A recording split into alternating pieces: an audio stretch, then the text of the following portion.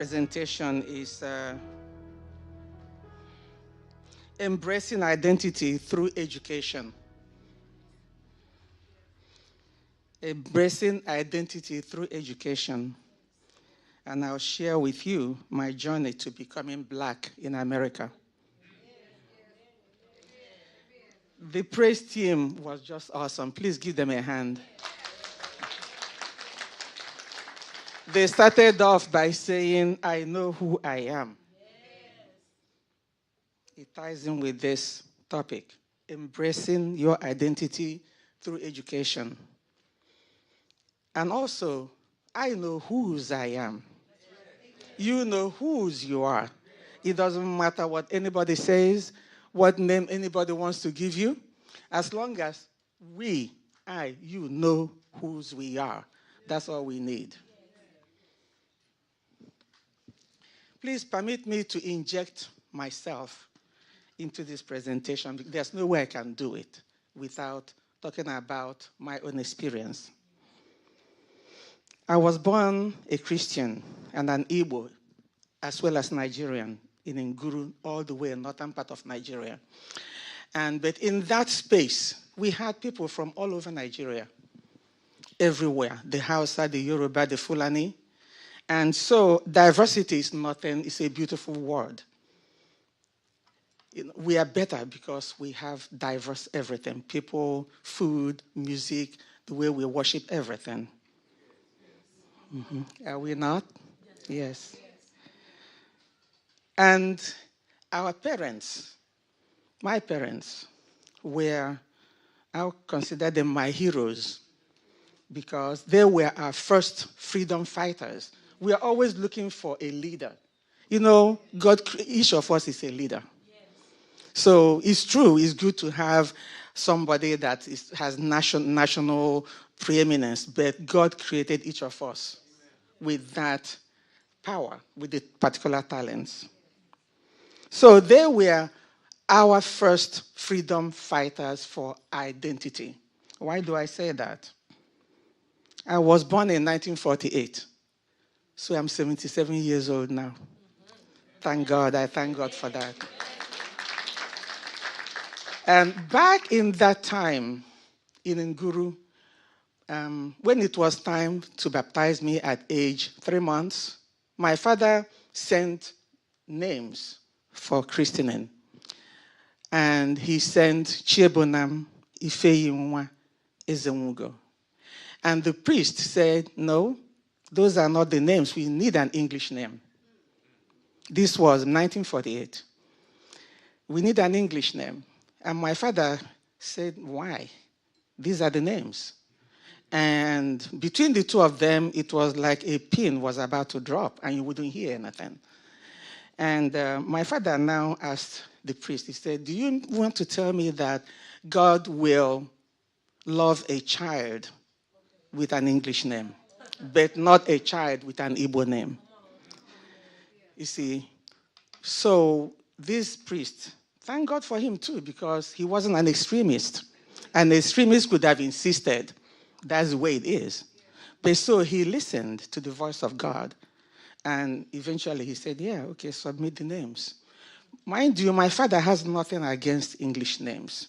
But the fact that the God that created an English baby created an Igbo child from Africa. So that what he did was remarkable for us. Because what do people attack first? Your name, your identity, your everything that makes you who you are. So that's why he's also my hero. And as we got older, I was born in colonial Nigeria.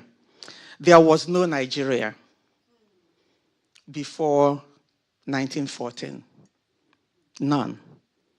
It is a country now that we're all trying to find a soul of. It is a country with many different nationalities, about 250 ethnic groups. And we are here in America complaining about black and white. Imagine 250 different ethnic groups, different languages. Okay? You find your place there. You know, I mean, it's one of the things that blew my mind. I said, what is all this fight about? Why is that necessary? You know? So I was born in colonial Nigeria. And how did we get the country Nigeria? Between 1884 to 1885, after transatlantic slave trade was abolished, slave trade was no longer profitable for Europeans and their allies. So they turned to dividing up Africa, 1884 to 85, by what is called the Berlin Conference. European Americans met without representation of Africans and divided up that continent for their benefit. You see, it's always about money. Money, money, money, which we are not taking with us anyway. So that's how we now have 54 countries. And what happened? They had different nationalities. I'll call them nationalities. That the Igbo, the Yoruba, the Ashanti, or so many now carved out unnatural boundaries. And that's what we are dealing with right now in Africa. So you think you were brainwashed. I'm telling you, we are still more than brainwashed in Africa. What people experience here is physical, spiritual, and everything. What we are still experiencing in Africa is colonization, mental slavery. And that's why you see a lot of Africans being baptized with first, English names. My husband's name is Christian too. You see? You see, we didn't know because that's what the system said that you must do in order to enter the kingdom of God. So, when people attack, it's your personality. It is that thing that moves you. Who are you? Your name, the food, the dance, the clothing, the hair, everything. As if we have a hand in creating ourselves the way we are. We don't. We moved to the United States in 1973. And the reason we left at that time was for further education. Upon arriving, goodness, I saw many black folks. And I'm wondering, how did they get here? How did they get here? You see, education. We were miseducated. We were totally miseducated. So please, when you see foreign blacks, have mercy on us. We don't know. Okay?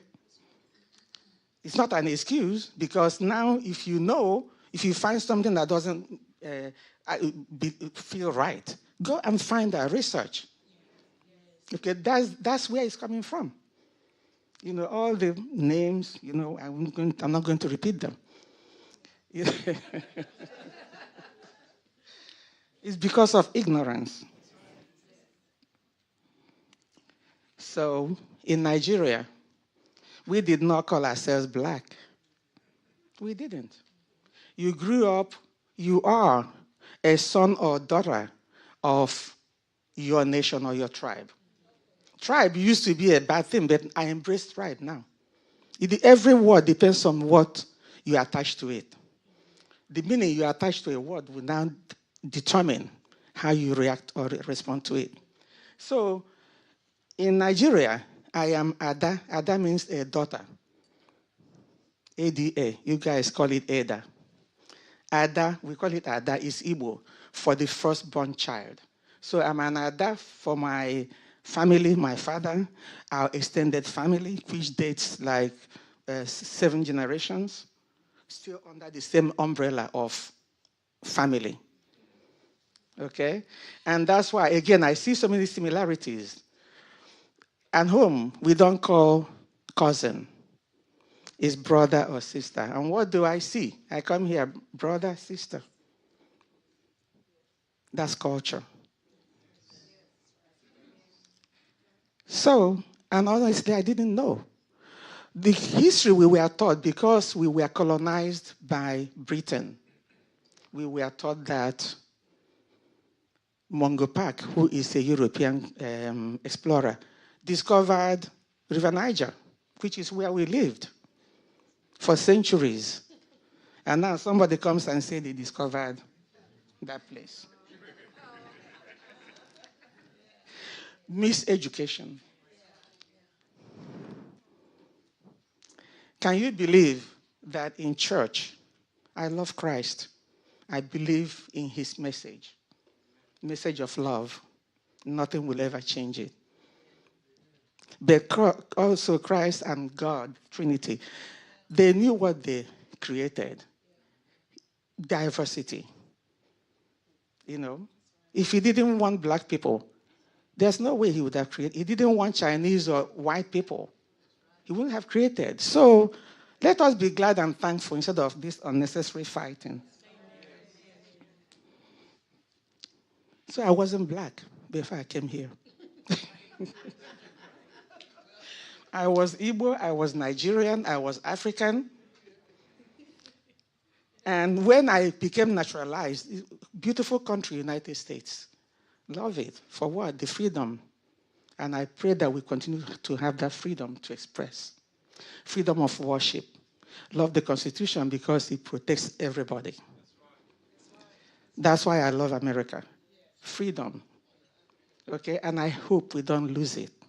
Freedom to the point that, and freedom of expression, in point that my son here, Nyechi, he became the president of the United States in second grade. First grade. Onyechi came back from school one day. He said, Mama, I need some candies. I said, what are you doing with candies? He's going to campaign. He's going to use. So we went to Eckerd. Some of you might remember that. So we went and we bought some candies. And then the next morning, campaigning for the president of the United States, Onyechi put on his, I still remember, a white and blue dashiki. What does that tell you? The mind of children. Beautiful. Children respond to love if you teach them. They will propagate hatred if you teach them. So, you know what? Onyechi went and campaigned. Guess what? He became the president of the United States. In his dashiki. Guess who his running mate was? A Jewish girl. We have a lot to learn from children. This is what I'm saying. So, you only take on the name, regardless, no matter what name somebody gives you. Change it. You know, you can either discard it or embrace it and give it something more positive. So we didn't know. We didn't know. We knew stories about slave trade, but not at this magnitude. When we learned about the transatlantic slave trade, it was in my final year of secondary school. But it was just a cursory mention of it. And so that's why I was shocked how all these people came here. We didn't hear about the Middle Passage, nothing. We didn't hear about the continued chattel slavery that continued here. In Africa, some people will say, well, there was slavery everywhere. Yes, there was, even in Igbo land. But the difference is that in Igbo land, if somebody is captured, you serve for a certain period of time, 7 years, thereabouts, and you're released. You can choose to go back to where you came from, or you settle in the place, people that had enslaved you.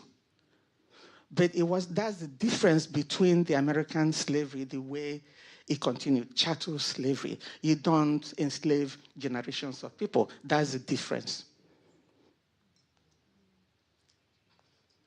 So when I saw all these people, I said, my goodness, where did they come from? And so I now decided, education, you get educated to apply it. It's applied knowledge is what's important. So I went ahead to start researching, because by then I was hearing some funny names, the N-word and all those other stuff. Pickaninnies, blackface. I said, what does that mean?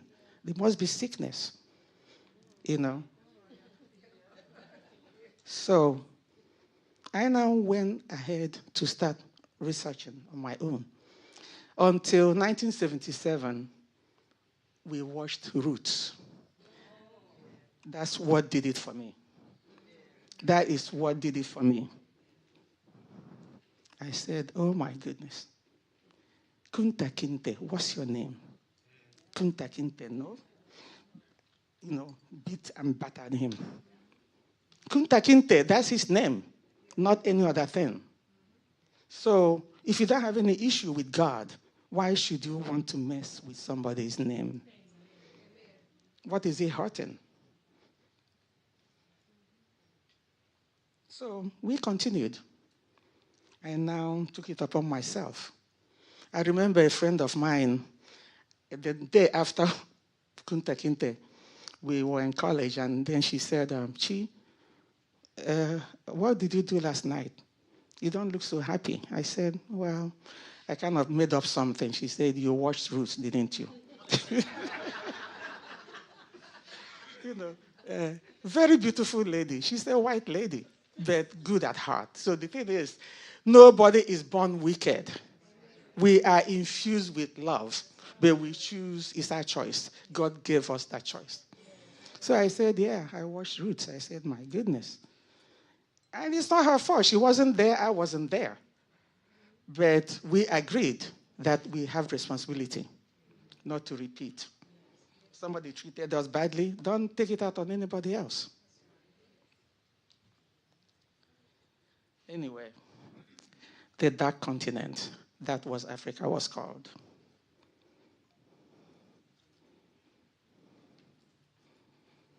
Mind you, our people were never slaves. They were enslaved. So nothing like slaves. So after we moved, you know, I now had an awakening after watching Roots. In 2008, before my husband had the stroke, we were blessed to visit the Gambia and actually visited Jufre, where Kunta Kinte, the real Kunta Kinte, came from. Yeah. It was such a blessing. So these things happen. They are real. History is real. But with history, we cannot stay mad. You know, because staying mad all the time is like, who did he say, give somebody a free rent in your head? We have to forgive.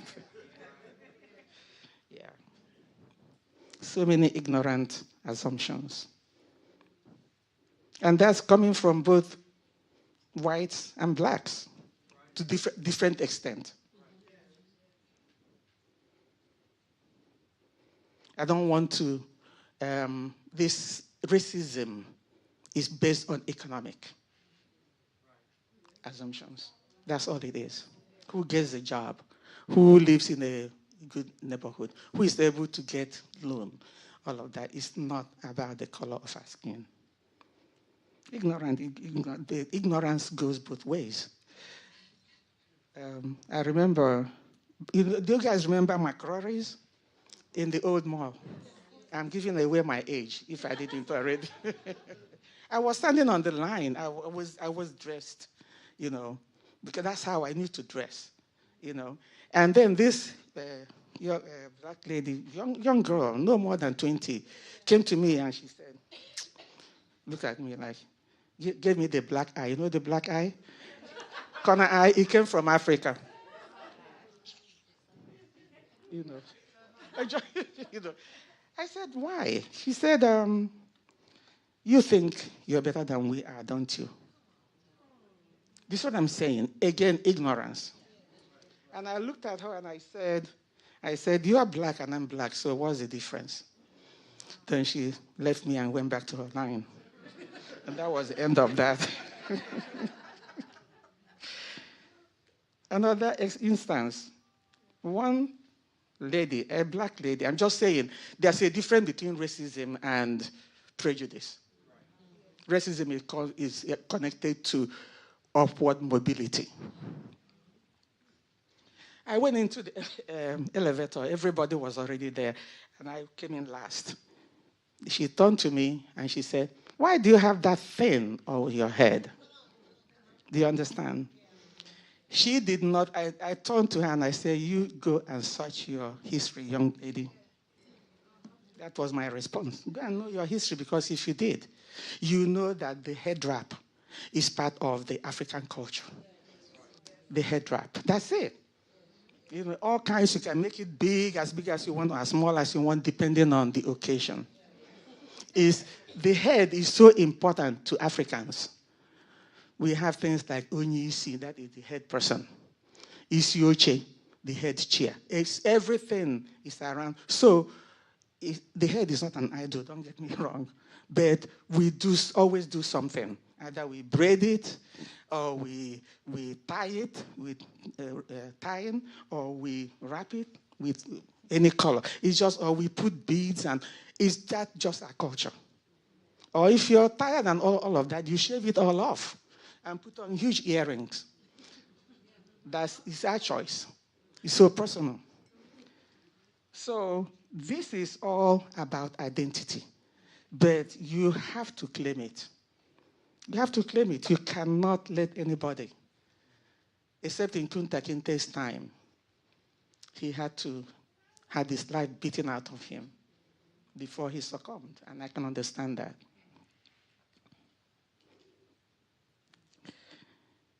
When we come and see images, and I'm sharing with you what I experienced, that made me really, really believe and go back to holding on to who I am. There was this area, and I'm not going to mention the name of the station. When it had one morning I was watching it. It had all these animals going into the woods or forest. And what did you see later on? Worldwide of Animals is the name of the program. And all these animals were heading into the woods. And then later on, a black tall man with loincloth and a spear following the animals. What does that tell you? Look at the type of imagery it is creating in the minds of children, black or white, laying the foundation for unnecessary toggle in the future. Not necessary, but we have to be aware of it. We have to be aware of it. So what did I do? I really started researching. I read a lot. And when I re-enrolled at Wesleyan College, I studied European history, and that was one of the best courses I did. And what I've noticed in that history is the similarity, the human similarity. Everybody wants the same thing. Hard work, love for family, love for self, love for God.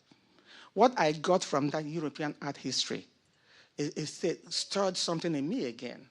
And I said, I am here, staying up at night, studying to have an A or something in European art history. What happened to African art history? You see. So we have to ask those questions.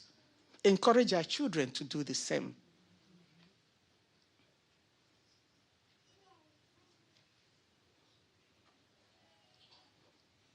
We have to educate ourselves so we can pass it on to our children. And I will, because if you leave me, honestly, I have so much to share. But there is one story, the importance of, now I'm talking to parents, it's our responsibility to teach our children, no matter how difficult it is, no matter how hard that story is. Home is the best way to share it, and share it with the understanding that, look, it happened, but there must never be hatred in your heart. Never. Because you'll be the one suffering. It is so important. When I came here, I was asking my friends who are African Americans, I said, tell me about your family. And these are women my age, men and women my age. Tell me about your family. Tell me. Because they were so sad, and I understand that, about not knowing anything further than the plantation. I said, tell me about them.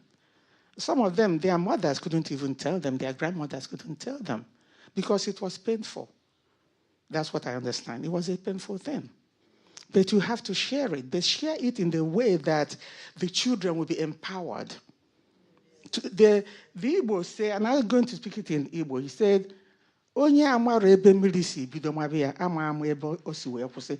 A person who doesn't know where the rain started beating on him or her is not going to know when that rain stopped. You see? So the importance of holding on, learn it, holding on that history. That way you can do better to the children. Let them hear it from us, from our perspective. So, one of the stories, my father, I heard it as a child, but my father, he visited us in 1989, and I took him and his friends, to one of my uncles, to MLK. I love museums. I'm part of this research museums. Everywhere we went, the kids would say, oh, not that museum again. But museum houses things. You know, history. You pick what you want. If it's museum of hatred, then you don't go there. You pick and choose, you know. So my father now told me the story of Nwako. Nwako means the daughter of wealth. Nwako was about 12 years old. That's my great-great-grand-aunt. So the placing must be around the late or very early 1800s. So unfortunately, there was a deal her father made with his business partner and used Nwako as a collateral. That was the custom of the day. You use somebody that is something or someone that's very precious to you that you know you're not going to play with and say, hey, I'm coming back for her. So when her father now went back for her, guess what? That unscrupulous business person sold her already at 12, around 12. So they waited and searched throughout Igbo land for Nwako. Couldn't find her. So after a year, according to the traditions of our people, they now buried her in absentia, because you have to bury, her to settle her spirit. That's our belief anyway. Give her the due honor, as a human being. So when I came to the United States, especially when I came to Georgia, I don't know, for some reason, I thought about her, Nwako, and then I did a small painting of her.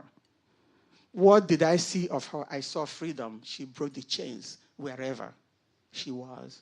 She may have come to the United States or to the Caribbean, but I don't care. Spirit has no borders. But I felt her spirit here in Georgia. So for my father to come to the United States on Auburn Avenue after watching the civil rights exhibits, we were walking down Auburn Avenue. Then my father stopped. He stopped like this.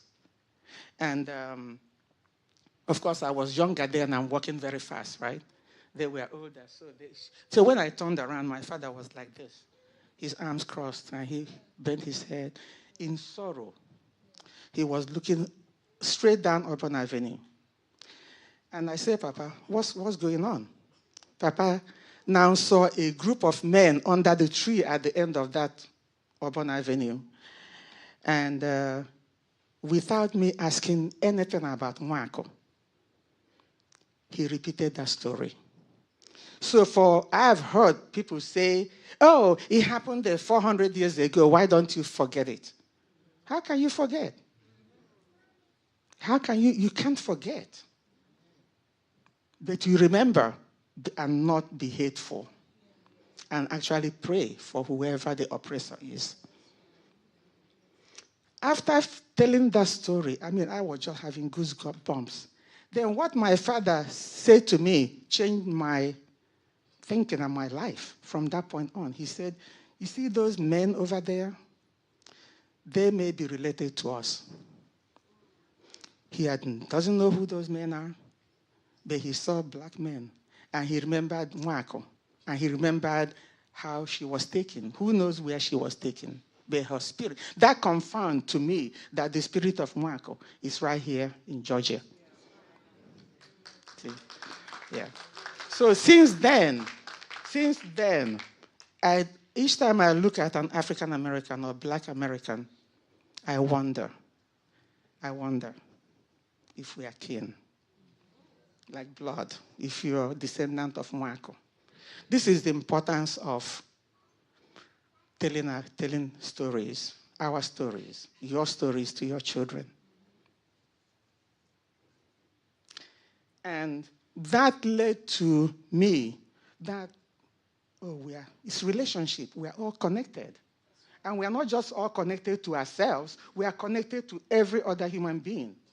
As long as that person is created to God. It's a story of relationship because we don't exist by ourselves. How boring it will be. You see what I'm saying? So that led to, down the road, about, this was 1989, so about 1996, I was called to chair the Tubman Board Museum. And so that's how his story kept playing back, connectedness. So we formed that Pan-African Festival. It's a festival of love, peace, unity, and hope among all people. Among all people, I have to continue to stress that because no man is an island. The Tubman Museum, too, is a museum that was founded by, guess who? A white man, Mr. Kyle. You see, the spirit is the spirit. All these other things we are doing is so unnecessary. His spirit led him to founding of that museum. And what's the mission of the museum? To educate all people about African American art, history, and culture. Because he knows upon whose backs this country was built. He knows who offered free labor to build this country. And it's a story we cannot forget. I'll keep going and going. The presence of Africans, they're still here. You guys are here.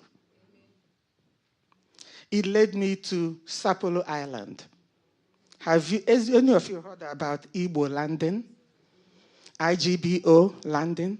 Because our people didn't know how to call it. They spelled it EBO, which is okay, or IBO, as Igbo landing. It is a place. And in 1803, a few of the later slave ships carried mostly Igbo people on that ship. And when they arrived at the St. Thomas Island, they were now getting ready to be transferred to the plantations. And they mutinied, overcame the ship captains, and of course, almost sank the ship. And they knew already that going through the Middle Passage, they were not going on, were not being taken to a five-star resort. They already knew it. So to them, they rather go back to Africa than continue. So majority of them jumped into that marsh and held hands and saying, the water spirit brought us here, the water spirit will take us home. Toni Morrison wrote about the Flying Africans, rather one of the authors. If you've read that book, that's based on the story of the Igbo landing. Let's tell our children the stories. That was the first fight for resistance against enslavement in the United States. So we have stories. If we don't tell it, who is going to? Whose interest is it to repeat our story? So I'm so thankful that today, all over the United States and the world, we are celebrating Black history. It's just 1 week or one month. It's every day. It's an American history. worth celebrating. I can go on and go on and go on. That Igbo landing story took me to Sapelo Island. Me and my family. You have to go. You have to go. There's a lot to learn if we listen. Took us to Sapelo Island, which is in Georgia right here. So why can't we take our children on trips instead of spending so much at the mall? I'm sorry. Save up and take them on historical tours so that they will know, so that they can pass it on to their children. So that took us to Sapelo Island. And as we were touring the island, it's a small space. It's one of the last existing black strongholds, historically, in the Golagichi people, in that particular Sapelo Island. So I saw a sign that said Behavior Cemetery. Two signs. One was an old sign with the British spelling of behavior, and another sign was in front with the American spelling of behavior. It caught my eye as an artist. I asked the tour guide, I said, can you tell me about this Behavior Cemetery? He referred me to his mother, who is the late Dr. Bailey. She's the island historian on Sapelo. And so that evening, I asked her again, tell us about the Behavior Cemetery. She said, yes, you know the story of the Igbo landing. And of course, by then, I practically said yes, because I know, right? And she said that some of the people that were recaptured, the remnants of that ship, were now taken to various plantations in the Brunswick. If you've been to Brunswick, that's where the Golagichi, that they still maintain the culture, okay? So this particular group was sent to the Spalding plantation on Sapelo Island. But there is Igbo people, if you know Igbo people, or that's the human spirit, not just the Igbo. I'm saying Igbo because I'm Igbo. If you leave human beings alone, they will deliver. Yeah, they will do their best. But if you're breathing down their skin all the time, they'll resist. So this particular group, the Igbo people, they do not like to be controlled. And again, I'm using the Igbo as a jump off for all the Africans that were enslaved. I'm just saying Igbo because I know that history. I can say Igbo landing and all of that. Right? So do you know what the plantation owner did? He put them in a community. He now divided his plantation into communities. He put the Igbo people in the behavior community. And so when they died, they were buried in Behavior Cemetery. Does that even make sense? I see the dead is going to get up and run away. Run back to Africa. You see what I'm saying? Anyway, so that's the story, that kind of story. That's, again, because my father told that story, repeated it. Because that was a dark day. He said that it was a dark day in the history of our people when they looked for Nwako, couldn't find her. So it's for people that said, oh, it happened 400 years ago. Why don't you forget it? It's good to repeat, but repeat it with love. Repeat it with love, And don't get me wrong, we've met wonderful people, I tell you, along the way, of all stripes. The Museum of Arts and Sciences, again, learning your history. There's so many. Where do I even start? So many. There was an exhibit called The Slave Ship Speaks. It's called the Henrietta Marie. The Slave Ship Speaks. It was brought to making at the Museum of Arts and Sciences. A big exhibit. What happened was that the story of this slave ship, is this.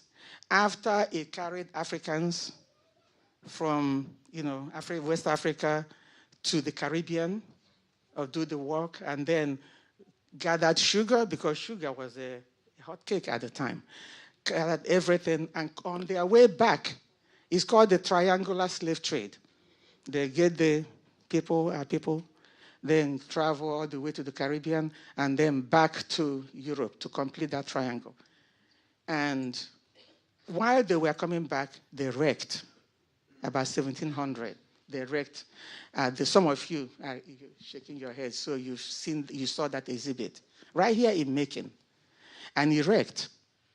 And for many, many years, it wasn't discovered until, somebody, ran into it, who the Mel Fisher Museum now said this is worth preserving. History is worth preserving, and it cannot be a one-sided story. So they gathered the remnants of that ship, all the pots and pans they used, and the what do you call it? What do you call it? Shackles. Yeah, thank you. And so they put a replica of that ship and made it a traveling museum, a traveling exhibit. That's how we came to Macon. But what's interesting is that I was a docent at the museum at the time, so I led a group of children, which I was happy about. And as we were entering the belly of the ship, you could just hear, they replicated the sound. And guess what? One of them was crying in Igbo. Oh my gosh. I'm Igbo. And I didn't expect to hear that in that ship. And my husband started crying. Seeing a grown man cry. I can't understand, I can't even begin to imagine what the original people. I can only imagine it for 400 years. He cried. I cried. I saw small shackles with little children in that. A story that has to be told. At the end of it, usually at the end of the docent presentation, I would gather the children. I said, what did you learn? And one of them said, how can people be that wicked? I'm so sad. I say, yeah, I'm sad too. I say, you were not there, I wasn't there. But we have a responsibility to do better. What people did, you see, any opportunity, we have to shape that narrative so that you tell them the truth, but give them a way out. You were not there, I wasn't there. I wasn't there who abducted my great-grand-aunt. But I have a responsibility to share love and preach unity among our people. That's what this is about. But you cannot love others if you don't love yourself. We have to know who we are. And I think that's a problem we're having in the world. When you try to control somebody else, look at yourself. Something is missing. Anyway, I can keep going and going and going. How much time do I have? 5 minutes? Yeah, another story. The Igbo exhibit at the Thornton Museum in Virginia is, that museum is still there in Thornton, Virginia. They had exhibit of colonial America. And one of the exhibits is on Igbo village. There's an Igbo village, and there's another village that showcases European identity during that same colonial period. And this is Igbo village exhibit. Is about the contribution, because Igbos are farmers, like most of West Africans. They were farmers, so they brought their agricultural skills to colonial Virginia and did what? Help this country. So it is all, the more you know, the happier you stand taller. Okay, this plantation should not define any one of us, because even when you can trace it only to the plantation, guess what? Those people are strong. They managed to maintain family. They managed to maintain their names as much as they could. They conducted secret meetings to keep what? To keep their identity going. And it produced many people like Harriet Tubman and all of those people that we know of today. So I will just ask, please go back. I will stop here though. But before I show you, if you run through a few slides, I will say that I redefined blackness for myself. I remember I was how old was I, 1960, 12? When James Brown was saying, yeah, I'm black, I'm proud. You know, we were in Africa, West Africa, talking about black and proud. So I remember a head tie I had. It had a beauty queen on it. That was my best one, you know. To the point my mother was saying, when are you going to be tired of that chaffle, that head tie, you know? So anyway, another thing, and I have to say before I run through this slide, is that I have to thank all of you, the indigenous African Americans, indigenous blacks. I mean by those whose parents came through the Middle Passage and survived all the dehumanization. I have to say thank you to all of you. Because without you, you paved the way for every immigrant, white or black, to have here and come here and walk freely. When I came, if somebody called me the N-word, I would have said thank you and kept going because I didn't know what it was. And I'm sure we went to places we are not supposed to go. And you know what I'm saying? Nothing happened. But we didn't have it in our mind that, oh, maybe we're not supposed to go there. You see? So we have to keep that in mind. Okay? So like I said, I will say thank you. Thank you, all of you. Please give your yourself a hand. Without you, we will not be here. Without you, we could not have been here to enjoy, you know. I mean, I ignore all the other stuff that happened, but it's nothing compared to what all of you experienced. So I thank you. And if you see any immigrant, whether they say they are not black, look at me. Remember, I said I wasn't black. but now I'm black. Okay? Now I am black. Why? Because I redefined blackness for myself. Blackness is family. Blackness is love. Is that cornbread? Is jollof rice? You know, the egusi soup. You know, I remember that fufu is actually cornbread. That's what I realized. Cornbread, and what do? You dip it in the greens. It's the same thing. Fufu, you grab your fufu, and then you dip it in vegetable soup. That's all it is. So a lot was kept. The dance, the fashion, the resilience, the forgiveness. So think about that. Redefine blackness for yourself. Okay, so I started out being Ada. I'm Igbo, I'm Nigerian, I'm African, I'm African American, and I'm black. And I thank God for that. Thank God for blackness. So you decide for yourself what black is. Fill it in. Black is, you know, whatever it is you want to put there, but let it be positive. And let's be thankful to God. So I'll just run through that thing very quickly. Okay, go back to the beginning, please, of the slide. Yeah. So, keep going. Just keep going. This is my village, Obe Village, homestead. This is where centers me. This is where my parents sent us from northern Nigeria, which is Hausa land, Muslim land.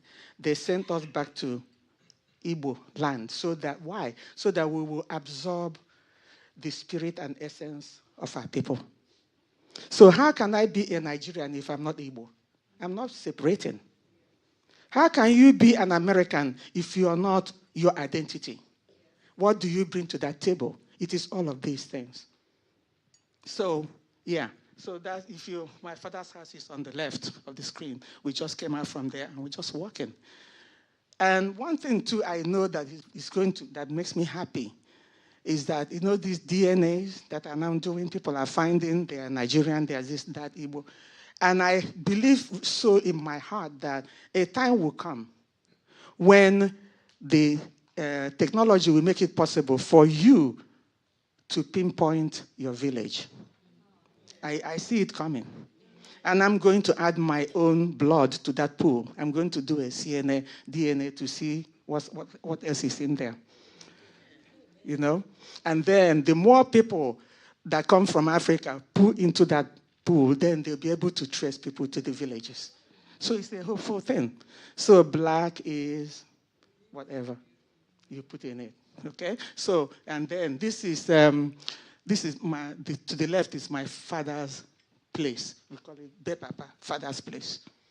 Okay, and look at that soil. Doesn't that look like Georgia? If you remove the palms and replace it with pine, it looks like Georgia. That's one of the reasons I love it here. the red clay. I have to do a painting on the red clay. See, look at that. This is one of the times the kids came. And each time we come, I take them to the village. If you go to Nigeria, everywhere, elsewhere, and you stay in the township, you haven't gone. You have to go to the village to experience, the place. Okay, and yes, we keep going. Yeah, my parents of blessed memory. Yeah, our heroes are freedom fighters, and we should do the same. So we followed in their footsteps. All our children, none of them has English name. Why? Have we run out of Igbo names? Are we looking for, that's what I'm saying. But if you're going to give English name, pick one that makes sense, that has a meaning, because that's what you have. You know what I'm saying? So we keep going, yeah. And then arts. The black people from all over the world, and especially the native African Americans, reserved a lot. We were able to remember a lot. Look at what has been given to the world, the jazz, all of those. Again, because of okay? And then you keep going, just run through jollof rice, okay? The gift of food, seasonings. We keep going. Yeah, again, read structure, and encourage the children to read. Take them to the library. Take them to museums. The museum always has something else to offer. Locally here, we have the Museum of Arts and Sciences, the Tubman Museum. If you haven't been, become a member, very cheap, and take the children to learn. If we don't teach them, they will know. Okay, Tubman Museum, you see Harriet Tubman, my favorite. Okay, we can just keep going. Yeah, of course, that's the painting of Mwako, I said. I just painted her, just imagining that wherever she was, because she was said to have been a very free spirit. That's that. Okay, we'll keep going. And again, the behavior cemetery. That's Mrs. Grosvenor. Go and visit that place. Go and visit it. Okay, and then he's talking about the different people. Sister Frances, she was, let me see.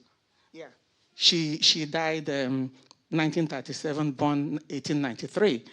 And we just keep going, please. We're almost there. This, the newer cemetery shows me that there are, of course, descendants of the Gola Geechee, descendants of these people, including the descendants of the Igbos.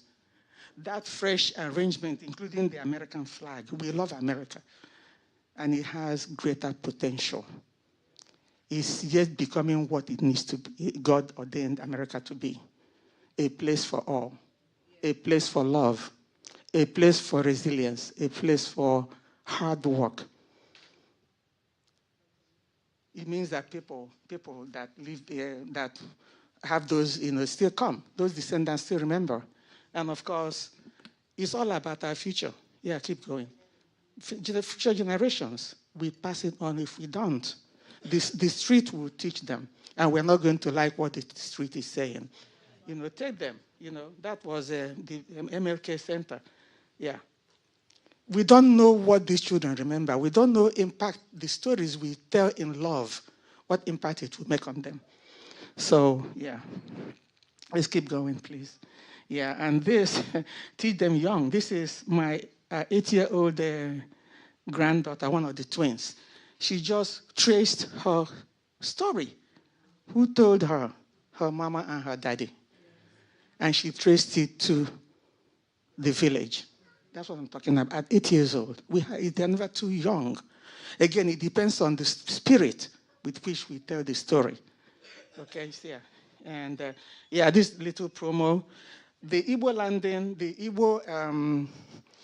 landing exhibit, we had brought it to the Tubman because we need to continue that story. I'm hoping they'll make it a permanent exhibit. As I said, it don't have to be Igbo, but it's a bounce off for people, all the enslaved people all the Africans that were enslaved and brought here, and the impact they made. The impact they made in America. So that's this one. It's now traveling from Tubman Museum to Fort Valley State. Okay, so please, it's up now. And the opening is going to be on the 26th of this February.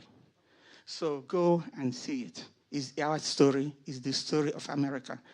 And then the second one is the Pan-African Festival of Georgia. Is coming around very soon, April 23, 24, 25. It's a celebration of love, peace, unity, and hope among all people. But the story is about us. But if you don't have an audience, even if you don't have an audience, you enjoy it yourself. But it's important to have an audience so we can share. Okay? Uh-huh. And then the other flyer is the Afrocentric Ball. You need to come to that event. It is the event that supports the Pan-African Festival. It's going to be at the Tubman Museum, reasonably priced, and they just come and enjoy an evening. So, like I said, I thank you for being so patient. I know I'm long-winded, and when I talk, I can talk forever, and especially when it comes to what concerns us. And I cannot say enough but to thank my family, especially my husband, because I know he's been there. He supports everything. As long as I make my case now, if I have him understand what it is I'm talking about, then he will support me. And especially if it has to do with being who you are. You cannot clamp anybody down. Talk about, one more thing, talk about hard work. Don't you ever believe that anybody even get it in our heads that we are lazy. We are not. How can lazy people build America? How can lazy people survive the Middle Passage? How can lazy people support and, under all the circumstances we have, still build their families? The Bible said that a good man leaves wealth to his generations. So what are we leaving? Wealth of not just money, but wealth of knowledge. And at that note, I say thank you.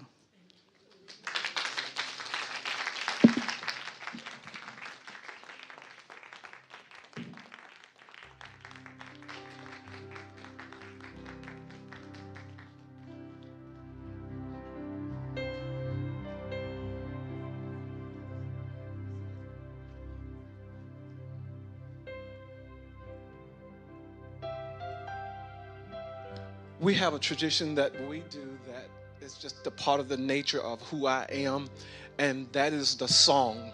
And so in our African American culture that we have here in the United States, one of those songs that signify our blackness, okay, is this song that we simply sing. Is called Lift Every Voice and Sing.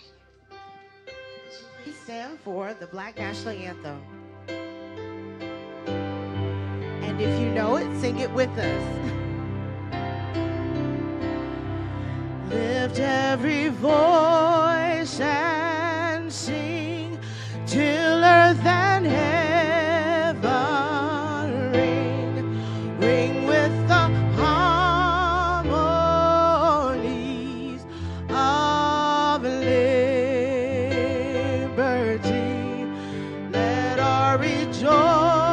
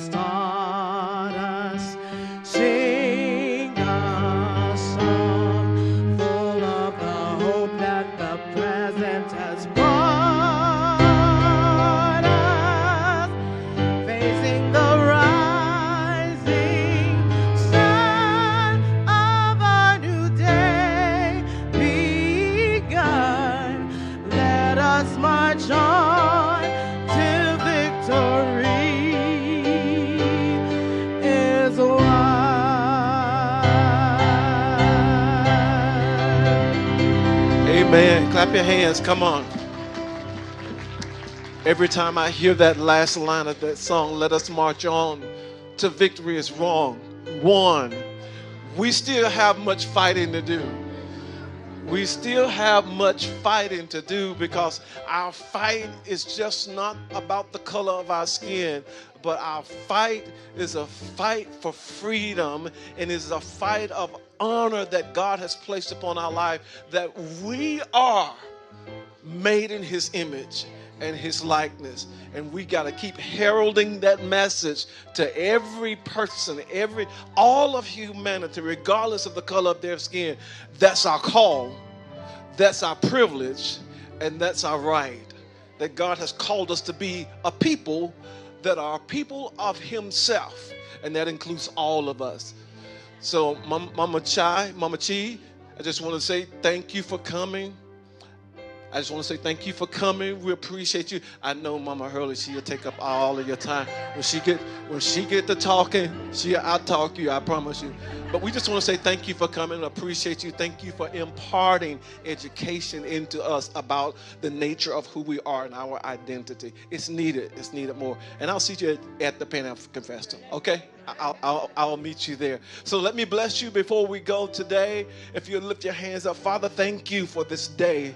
We give you thanks, Father, with our lifted hands. And I pray over your people, oh God, that you would bless them out of the bowels of your mercy. God, that you would cause your grace to shine upon their face and to give them peace, to walk in the goodness that you have so prepared for our lives, and to understand, God, that it is you that are guiding us and teaching us to love every man and woman and boy and girl as the created creatures that you have made us. And so for that, I thank you and I bless your people in Jesus' name.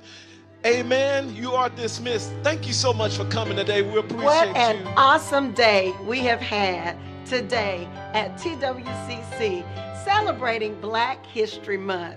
Today we have had an awesome message by Miss Chi Ezekwesili. She's a former pharmacist, an artist, a community cultural activist, a retired medical practice administrator, and she is actually the first Nigerian to chair the board of the Tubman African American Museum. It has been wonderful. She has talked about embracing identity through education, and we know that we have to know who we are, and it takes education for that. We know that as a culture, we have been through a lot of things, and a lot of the things we've been through have been really, really painful. But one thing we must remember is that if God did not want diversity, then He would not have created diversity.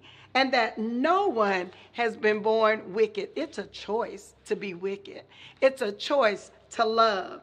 And even with our history, the history that we've had, the painful history that we've had, we cannot live in it. We cannot stay mad, because that's like giving someone free reign in your head. We can't do that. So what we need to do is, yes, we need to share with our children that it happened, but we also need to share with them that they cannot remain hateful, but rather they must treat one another with love, just as Christ did.